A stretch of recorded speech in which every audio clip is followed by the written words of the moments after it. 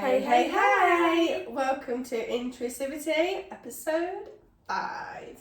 You can't sit with us. I probably did that in the wrong order, but we've done it. It's fine. We're back. It's cool. We're back. And we're ready to start again. Yeah, we did take a bit of a break because, work, life, things happen. But yeah, no, it's because I had done training for 3 weeks and started shifts, and I was like, we need a break, hun. I'm sorry. So let's take a step back. But no, it's been really good. It's been a very wild ride. Yeah. So I just want to briefly mention, we have got a lot of products here that we're going to review. Not in this video, but on our second channel. So if you want sort of the review, girly chat, then go to our second channel and we'll have a chat there. We've got products from Wild, Glossy Box, Shein, and you said Primark. Yeah. So we've got we've got a few products. Oh, Timberland as well. I have got some shoe products from Timberland. So we can review those and have a little chat over there too.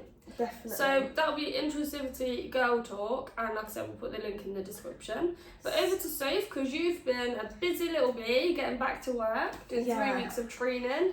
I've had the boys, so we've just not been able to record. Zero time. There's been zero. It's either been, mum's been looking after the boys and you have, and days off, and just wow. So so back in, I'd say October. Was it October? About 3 weeks in October, I think. November 6th you started. November 6th, yeah, November. I mean, that's how busy we've been. I only know that because I kept having to go back to my calendar going, I'm working this day, I'm not working that day, I'm working this day. Excuse me. But yeah, no, so I started my training in November. I did about 3 weeks worth of training. Sorry. I've got such an itchy nose. But yeah, so I have completed them 3 weeks worth of training now, which was absolutely amazing. Like, it was so insightful and just appreciated everything. Really? Is that your opinion? Yeah. So during my training, we were put into like groups of people and we got moved around, and I honestly met some of the loveliest people there. And I know that a couple of them do work in the same hospital that I do, just like the same area. But yeah, no, it's so rewarding as a person who is quite compassionate and quite caring towards others, especially obviously being a mum and then being a sister and having that family kind of orientation around me as well. I absolutely love my job. I just love it. I'm so thankful I finally got it. So thanks to you. Back to you, because Kelly actually helped me apply for the job, because I had applied for this job a few times, let's say, and she was like, what are you doing with your application, girl? Like, seriously, you should be already working for us and you're not. So but yeah, no, so it's good. So thank you to you, because without you doing the application or helping me with it, I wouldn't be working here. I tried. Wow. What else has gone on this month? So obviously Sophie turned 22 this month. Whoop, whoop. I'm 31 next month. And my youngest Lachlan, she turned 1 this month as well, so celebrated his birthday as well, which was absolutely lovely. So for my birthday, we went out to Pizza Hut. We were going to post, I was going to try and upload pictures and post some stuff, but we're just enjoying the moment, enjoying the family, getting together.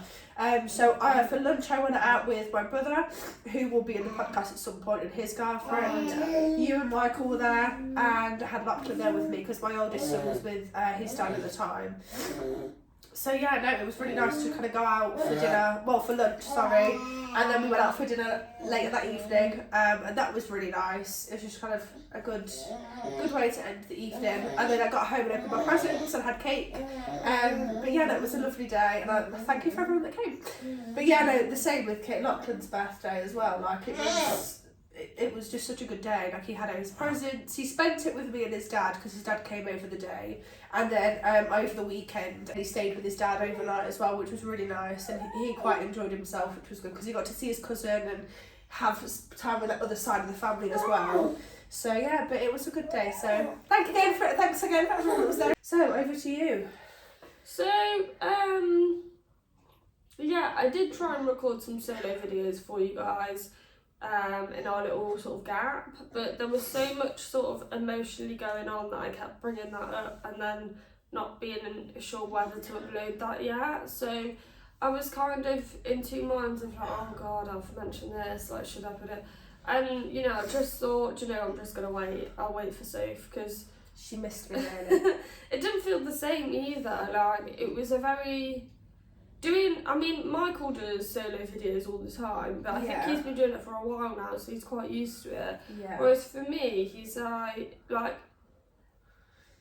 talking to you guys, but then not being sure of like what I've said, because I know with my mental health issues, basically, I sometimes get a bit lost in my train of thought. Like you probably see, like you can probably see my brain switching on and off, because I'll be really fluent in what I'm saying, and then all of a sudden it will just sort of break, and I'll be like, God, I forgot what I'm saying.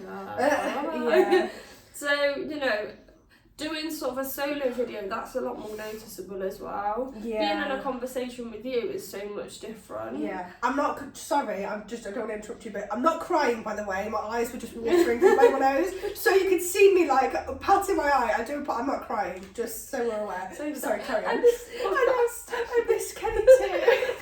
I miss it too. I do miss doing the podcast. I think it is nice to be back. Because we can relate to a lot of stuff that what we do, like especially with work now. We'll be there like, this happened at work today, that happened at work today, and we can kind of do that, and we understand, whereas not many people would.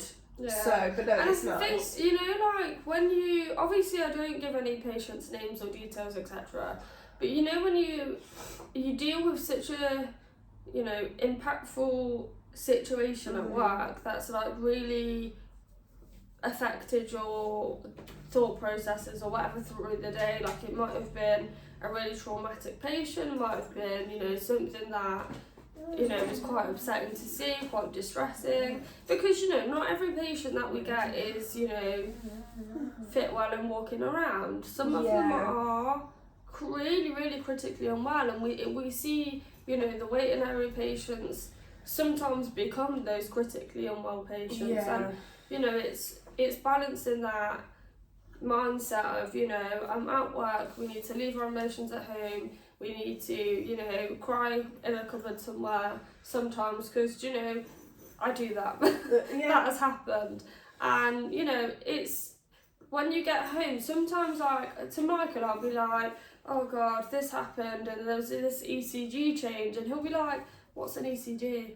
And I'll be like, oh, and then I ran this blood gas and then this was wrong with it, and he'll be like, it goes straight over his head. What are you on about? But it used to with me as well. And like, obviously having someone that works in the same environment as you, that understands what you're on about. I mean, my best friend Bronte, she also works with us in A&E, so she gets what I'm saying a lot. So, you know, we offload to each other, but she's on maternity leave at the moment, so sometimes you want to give her that break.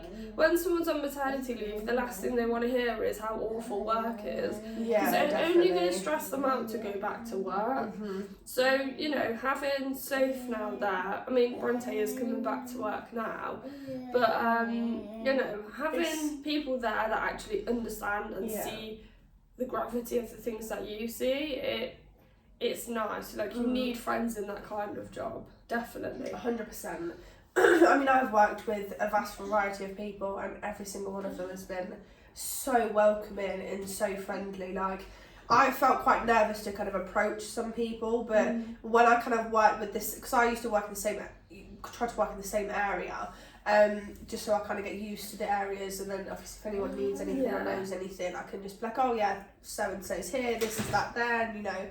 But it's really nice to kind of go to work and actually meet new people, and it's, I think, different for me because I don't really go out anywhere. I don't really travel really much, so I'm just usually at home with the boys, you know, chilling, watching films, cooking dinner, cleaning, you know, doing the normal mum stuff you do. But now to go to work, I can kind of be like, I can kind of be myself again. Like, I'm trying to find me before mum, and I think that's really nice to kind of experience again. But yeah, no, I'm absolutely really loving it. So, but I think as well, like you make you make very valuable friendships as well in places like that, and I think that definitely spoke volumes because Sophie was at work. And obviously her son, my nephew, had to go to hospital. Yeah, he was not very well, was he? No, he had high temperatures, wasn't eating, drinking, hadn't been for a wee. So I was like, okay, alarm bells, you know. So I took him to A&E, and when we were discharged, I took him to the canteen just to get some food. And one of the doctors I know, he walked in, so I texted him like, oh, so you are at work then? And he texted me like, where are you? I was like, oh, I'm in the canteen, I've just seen you walk in.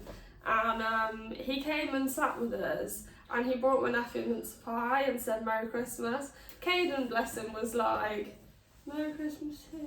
Yeah, like he was so exhausted, tired. wasn't he? But, you know, and then, you know, my doctor friend went back up, and his name's Pinsu, by the way, I absolutely adore him. But he went back up, got him some juice, got him some Starburst, came back, and he's very much like, no, I'll get that, don't worry. Yeah. And, you know, really like made an effort to talk to my nephew and engage with him and make sure he was okay, and asked him questions like, you know, oh, have you got tummy pain? Like, how are you feeling? Are you tired? Or like try and drink something. And you know, I think, and when we left, Caden was like, oh, I've got a new friend now. Aww. And I just thought, do you know what, like that effort from people. I mean, God, he's a senior doctor, and the shifts are intense. Yeah. For us, never mind the people that are leading those areas. And I think Definitely. to come on a break, just to see like, you know, me and my nephew, and just be so kind and so genuine and so just lovely. I just thought, you know what, we have got such good friends here. Yeah. And it is just, like I say, you just have really valuable friendships in a place like that. But yeah, that's my little sub story. Yeah. No, it was good. But it's very, very nice. I was going to say, yeah, no, Caden now, he's better. He is back at school today. But yeah, no, he just had a bit of, like you said, he just had a high temperature. I just wasn't eating or drinking for a couple of days. Just genuinely didn't feel very well. But thankfully he's on up and up, so I hope it stays that way now. But trying to get him a GP appointment is the next best thing. Yeah. I think I've rang for the past 2-3 days now, and every time I've rang, it's just been, there's no appointments available today. But if you can travel to Loughborough, no, I don't drive. She's like, oh, the next one's in Braunston. I said, I'm really sorry, but I don't drive. Yeah. But yeah, no, hopefully, you know, we'll get him an appointment and he'll get sorted. Yeah. But thankfully he's getting better, so. But yeah, so. So, the new year is upon us. It's coming. Christmas is upon us. I know Christmas is 12 days. 12 days, and it's Christmas Eve, well, Christmas Day. That is crazy to think about. Yeah. And no, but this year for Christmas, we are so thankful that we are not working this year. And I have both of my boys with me this Christmas. And it's going to be so magical. I'm going to love every second of it. Being at home, opening presents, having and I food. think Fab so basically I go through for some fertility problems, and I watched Fab and Elle's fertility journey on YouTube. They're also YouTubers, and they're from a similar area to us. Yeah. But I watched their video, and their twins are about the same age as Lachlan. So just a little bit older, aren't yeah, they? their birthdays are like a week or two apart. Yeah, so they're not far apart at all. Sorry, And, you're just in. They were saying, you know, don't you think that people that had babies sort of like around the same time as us, their first Christmas, like, it was just an overwhelming Christmas. But like this year, it's not so overwhelming, and it's actually exciting because they understand Christmas more. Yeah. Like they're so much more in touch, and you know 100%. they're looking at the lights and they're excited. So it's almost like this isn't their first Christmas, but it feels like their first Christmas. Yeah, like I always say, they have like a pre-Christmas, which is obviously if you have a baby that's like newborn stages around the Christmas period, which I did, so he was born early December. I say early, it was towards like the mid, wasn't it? Like he was supposed to be on the 17th, but 10 days early. So his birthday's on the 7th of December. So it's a bit like, by the time Christmas came around, he was like literally a couple maybe 3 weeks old near enough maybe. And it was so like, I felt like we couldn't really enjoy Christmas because I had a newborn. Like I had to I was breastfeeding at the time, so it was just constant feeding and nappy changing and trying to relax yourself for 5 minutes, but then also making time for my eldest as well. But this year it just feels so much more like this time last year I would have been like, oh my god, I need to get this, I need to get that, and not got anything yet, whereas my Christmas shopping's never all done now. And I'm just wrapping them, sending them off to Santa, and then but I 100% agree with that. Like I do feel like kids around this time of year, their second Christmas does feel like their first proper Christmas again. It's really nice. And I think Fab and Elle, watching them, I mean, like I say, I've gone through a bit of a fertility journey. I'm still under fertility now. Me and Michael do want babies. But that process for everyone isn't always easy, and watching people like Taylor Blue, like Fab and Elle, it really helps me like see that, because they've both got babies now. It kind of gives that reassurance that other people are going through this and it's okay. You will get there eventually. There is treatment out there, there's ways around things, and 100%. I wasn't gonna touch on this video, but should we delve into my fertility so far? Do we, you know what? Because I think I will say yes, because it's funny. I wouldn't even say it's funny, I just think we are an education based podcast. As much as we will talk about loads of other stuff in our life, we do like to educate you guys, and I think it is important to kind of know what I'm saying is funny. Things. Go on. That's when I got stuck. Oh yeah, no, I know the time. Yeah, okay. If you want to, then by all means, because I think this is funny. I'm gonna explain. So basically, right. Let me get my tea. I need to prepare myself. But strap yourselves in for this ride. Thank you very much. So basically, obviously, it's not funny, and the whole subject is quite sensitive for a lot of people. But for me, I have a few babies now. I've had a few miscarriages, etc. And I've had some complications. So I have had multiple scans and different procedures to make sure everything's working down there. Basically, when Fertility Clinic finally accepted to help me, they said that my blood sugars needed to be well controlled, which they are now. Yeah.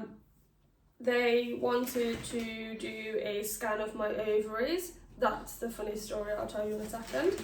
And they wanted me to have blood tests to make sure that my hormones were doing the right things at the right times. So basically, throughout a month, I had to have blood tests on, I can't remember what the first day was in my cycle, but basically, obviously, cycle starts, I think it's a day starting period, right? Yeah, I think it's a day starting period, then it's like the last day. It was like day whatever, I had to go for a blood test on that day.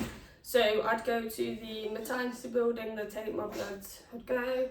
On day 21, I think that was the day when I had to have my bloods before 12 o'clock to measure a different hormone. And I tried about 5 times to get my bloods because I'm a bit difficult to bleed. That's that. It's kind of beaten up by the phlebotomist a little bit. That was all fine. But the scan with interventional radiography was a scene. Now, this is where you need to strap yourself in, guys. Basically, to have it's like a live X-ray basically of your fallopian tubes, and what they do to do that is they pump dye into your area, and obviously they pump you full of dye, so it goes into your fallopian tubes, into your ovaries, and they can see everything that's going on. A bit like contrast on a CT, if you know what that is. So it shows up better on the X-ray, and it's like an X-ray video, okay? So I can see the screen where my fallopian tubes are, and everything's moving around fine. You know, the dye's going in, and obviously I'm in a gown. It was kind of cold, so I had a jumper on and a hospital gown, but nothing on from here downwards. So from the waist down, naked, nude. Because obviously they'd done what they needed to do. They needed to. So I'm laying on a table, okay, Excuse me. and it's like on two sort of arms from the ceiling. You know, they're attached. So you've got a screen on one arm, and the bed is connected to another arm, so they can move around. Yeah. When they tried to lower the bed, it went up. Okay. And People are going to see where this is going. there's a collision sensor on the X-ray machine, and it failed. So here I am, it's like 6 feet in the air at this point, laying down, pumped with contrast, feeling a little bit dizzy. Yep. And the arm of the bed collides with the arm of the X-ray screen, and I just see a crack, and I think, oh my god, I'm going to die. I'm going to fall. I'm going to be hurt. I don't know what's going to happen. I don't know how I'm going to get down. Just to ask this, wasn't Michael sat outside waiting for you? Oh yeah, So he was outside the whole whilst, time. whilst this is all going on, Kelly's You have fiance no idea. Michael is patiently waiting outside of the area for her to casually walk out, and nothing's Zero ever happened. idea of the drama that's going on inside this X-ray room. Zero drama, right? So basically, zero idea. There was drama. So I'm obviously 6 feet up in the air on this X-ray table that's collided with the X-ray screen. Well, the arms have collided. And I can hear them going, oh, the collision sensor's not working. Shall we get the maintenance man? And I'm thinking, I'm naked. Yeah. And From the waist down. there's dye coming out of me. And I'm like, what am I going to do? Yeah. Mind you, I'm terrified of heights. I hate it.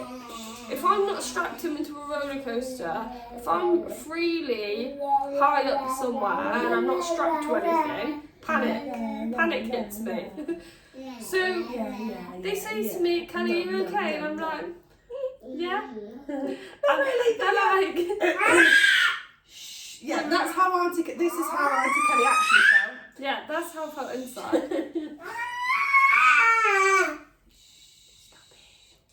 So basically, they say to me, we're going to try and get you down, because I heard the radiographer go, we ain't waiting for any maintenance men and we're leaving her up there. We need to get her down. Yeah. So I sit up, say this is the trolley, 6 feet, like 2 feet away from the ceiling, yeah? And I just put my arms out and jump into the arms of the radiographers, praying that they didn't like drop me. Yeah. They had a step ladder, which obviously I'm 5'4". I did not reach the step ladder from 6 feet up there. But they caught me, thankfully. And they're like, "Are you feeling dizzy? Are you okay?" And I was like, to be fair, I was feeling dizzy, but I was like, no, I'm fine. And they're over apologising. They're so like distraught what was happened, like absolutely mortified. And I said to them, look, I work in a hospital, things go wrong, it's okay. I mean, that probably shouldn't have happened, but it happened. And things like that, I feel like will only ever happen to me. But yeah, so I was stuck 6 feet up in the air after my X-ray, and half naked. Michael was none the wiser. Dye dripping out of me. Lovely. And like I say, the radiographers caught me, and I just felt that dye go to my legs, and I was like, oh my god, no, yeah. So yeah, I did. Luckily, I put my trust in the radiographers. Otherwise, I would have been rescued by maintenance man. Yeah. No thanks. So yeah, they got me down. I looked out, I got changed, and they made sure that they came back to me and they were like, "You sure you're okay?" And I was like, "Honestly, it's fine. Please, I'm okay. Just go and fix your machinery. Yeah. I'm okay. No one got hurt. Don't worry about it." So yeah, then I left. Got to Michael and I was like, you never guess what just happened. And he was like, what? You went for a scan? And I was like, yeah. Oh, it was a scan, An right? eventful scan, yeah. Like, yeah, it was a scan. They did the scan, but didn't need anything else afterwards. No, but I just, that it was, when you told me that, I couldn't help but laugh at I went to my mum's for a cup of tea and I was still in, like, trying to process what just happened. She was like, this happened to me today, and me and Mum were sat there like, I don't want to laugh at you, but I have to laugh at you, because if I don't laugh, I'm going to feel bad for you. Because you were laughing, it was alright. But yeah, so thankfully my scan results were okay. My blood tests are okay. My swabs were okay, because you have to have swabs before you go for the scans, just to check for abnormal cells, etc., infections. And that was all okay. So basically, I'm all in the clear now. Michael, you know, will both be investigated basically for different things. And then Fertility will start helping us if we're not pregnant by next month, which I don't think will happen, because we don't want to get pregnant until at least June, July. I was going to say, because we're getting married in September next year. I know, that's like, what, 10 months away now or something? I don't want to be due on my wedding day. No, as much as we were the day, right, I will say this hand on heart, the day that you tell me you're pregnant, I'm going to cry my eyes out and be that excited. I'm just going to get everything. I just want to buy everything. I'm not going to do that because I'd be sensible, but I'm going to be like the crazy auntie that your baby's going to be there like, can I go to her house? Yeah. I mean, I am stuck on some names already. I think when you've been trying for a baby this long and you've wanted to be a mum for this long, you do, even though you're not pregnant yet, you are looking at baby stuff because you want a baby. And especially when your friends are all pregnant or they've had babies, and you know, I mean, you, my best friend, and my other friend were all pregnant at the same time, and I was just like, we currently have a friend as cool well. auntie still. Yeah, but the thing is though, and I will say this, I don't want to interrupt you, but I will say this, like, I know, and I said this the other day, and I had a little bit of a cry because, you know, I'm emotional. But I sat down with Michael and Kelly. You knew. I'm not crying now. I said the other night. When did you cry? I cried like a couple days ago. Forgetfulness. Yeah, forgetfulness. So basically, the other night, I had the boys, and obviously I'm a single parent. I don't like to say by choice, but I am a single parent and things happen in life. You might not expect yourself to become a single parent, but if you are, you're doing amazing. But for me, I just kind of sat there and I was like, I'm doing this on my own again, and you know, I'm tired, I'm going to work and all this. And I just kind of looked at Kelly and Mike and I was like, I looked at them and I was just like, you know what? You two are going to be such good parents. Like, you're going to be the best mum ever. Please don't start crying because I'll have to cut this short. But like, I'm genuinely, like, you are so good with Kane and Lachlan and with obviously our friends' babies and everything else. I just want this for you. And I literally looked at Michael, I was like, Michael, you're going to be such a good dad. And he was sat there really like, hiya.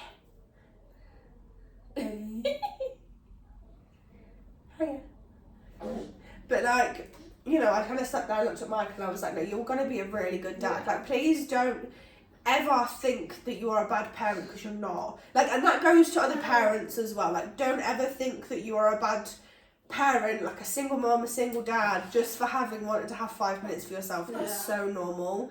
But I literally looked at you guys and I was like, no, you can be fine. And then I had a bit of a cry and I was like, I'm fine now. But you know, and I just think it's really important to tell people sometimes that they are doing well and that, you know, they are going to be good. So I'm excited for the babies. So yeah, but like I say, we don't want to be pregnant immediately because, you know, we have got the wedding and I'd like to be in early stages of pregnancy at the wedding, not overly sicky because I don't want to be sick walking down the aisle. That's not walk down the aisle with like sick bags just in case. But, you know, it would be nice to, you know, sort of be able to fall pregnant before other things happen in life. I don't know if many of you have experienced this, but the older you get, the older your grandparents get, the older your parents get, the older your great grandparents get. But yeah, so I do feel like the older I get, the older everyone else gets, and I just want to be able to tell those people that I am pregnant, and you know, we managed it and we got there, and you know, that just is really important to me. So it would be really nice if we got sort of pregnant soon, but not so I'm not like next month, not able but to like, fit my wedding dress, you know? no, we do need to be able to make sure you There's fit that, your you know. wedding dress. Yeah, June, July definitely. time. Yeah. I'm happy with that. Yeah, no, definitely. I am very excited for that to happen. But yeah, so Shall we? conclude. Yeah. So we are back. We will have another episode. Episode 6 will be here next week. When we both have another day off, which, you know, we'll be planning that. But yeah, we'll be planning episode 6 for next week. We will have we'll probably try to upload on the other channel at least once a week as well. And do, you know, I mean, we can both be solo on that one as well, so that would be like a get ready with me, that kind of thing. But that will be on the other page as well. But please like and subscribe. In the description link there will be the link to our second channel, which is Intrusivity Girls Talk. Please go and like and subscribe and watch us on there too. But I hope you enjoy the rest of your day. Thanks for watching. Bye. Bye.